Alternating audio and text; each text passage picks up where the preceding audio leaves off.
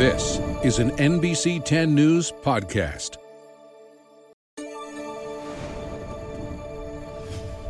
Welcome back. Laurie White is the president of the Greater Providence Chamber of Commerce, who wants Rhode Island lawmakers to stop consideration of a millionaire's tax.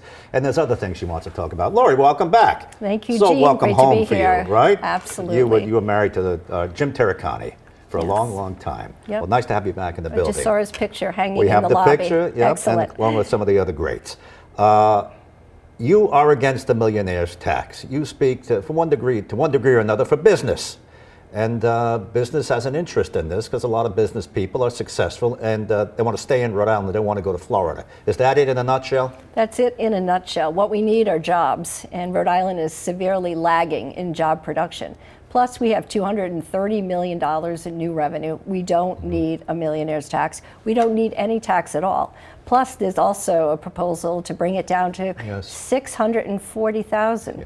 So the concept is $640,000 today, $240,000 probably a couple of years from now. What we need to do is reduce the pace of spending. We don't need to tax Rhode Islanders. They're already heavily taxed. Now, as the Chamber of Commerce, are you speaking for the millionaires?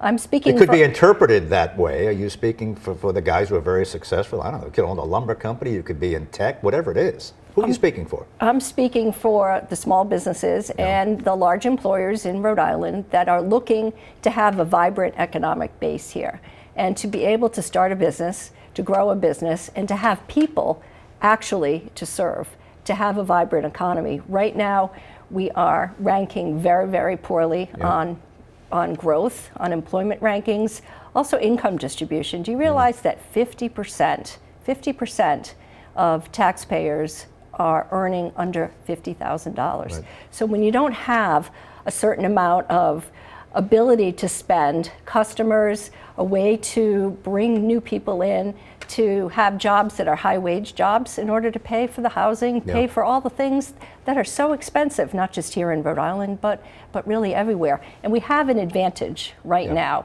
against Massachusetts. These people who pay the taxes, and some of them are millionaires, some of them are just people making $100,000, $200,000.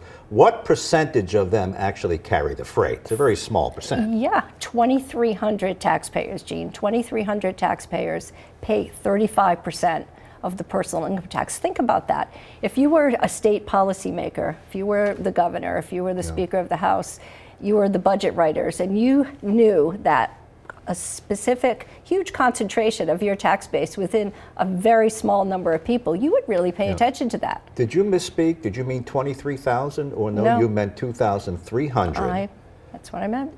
Taxpayers in Rhode Island pay what percentage of taxes? 35%. Yeah, and a lot of them will go to Florida. I have friends who have done the 6 months in a day. 6 months, but it's also, think of it this way, I've been calling it the everyday millionaire. So if you're a small business owner, a family generation, business, and you want to sell, you want to retire, and you pocket some of the earnings that you've had after having a business for 40 years, and maybe you have, a small pension, maybe you have a 401k, maybe you've sold your house for some money, you bought it in, 1997. All of a sudden, in 1 year, you're an instant millionaire. You're an instant millionaire. The advice from the estate planners is get out of Rhode Island. You got to move out of Rhode Island. By the way, they would kick in at $1 million on your gross, correct? And if it's the 640 is the threshold, you're talking about somebody who may be bringing home 350. That's what this is about. Let me be fair now. The advocates of this will say we need the money, and these people can afford it, and we're only asking them to kick in their fair share. It's not a lot of money to a guy with money. Stop being so selfish and stingy and help your fellow Rhode Islanders out. That couldn't be further from the truth, because the math isn't going to work. Whatever the advocates say it's going to bring in, they're not calculating that there's going to be a migration from Rhode Island. And right now we're getting migration into Rhode Island from Massachusetts because our neighboring state has imposed a surtax. So what we're talking about here is raising the tax rate by 50%.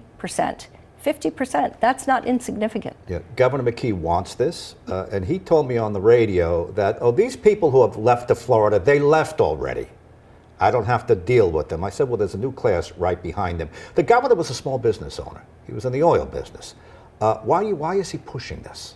Why is he pushing this? Why? Have you asked him why? I have spoken with his team, and they believe that they want to load up the budget with programs that they feel will, build out the social service sector. But what they're missing is that the more you make it expensive to do business in Rhode Island, the more it's hurting not just the small business owner, but all Rhode Islanders, because nothing is free. Nothing is free in this state, right? Yeah. Nothing is free anywhere. Someone has to be paying, and that's the rest of us. I have about 30 seconds left. Here's what's missing. A sympathetic ear to your cause up at the State House. Speaker Blazejewski is to the left of former Speaker Shekarchi. You could see the way this is going.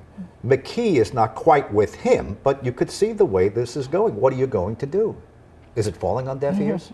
I have met with the new speaker, and I have laid out our case, and our message from the business community is, why are you doing this now?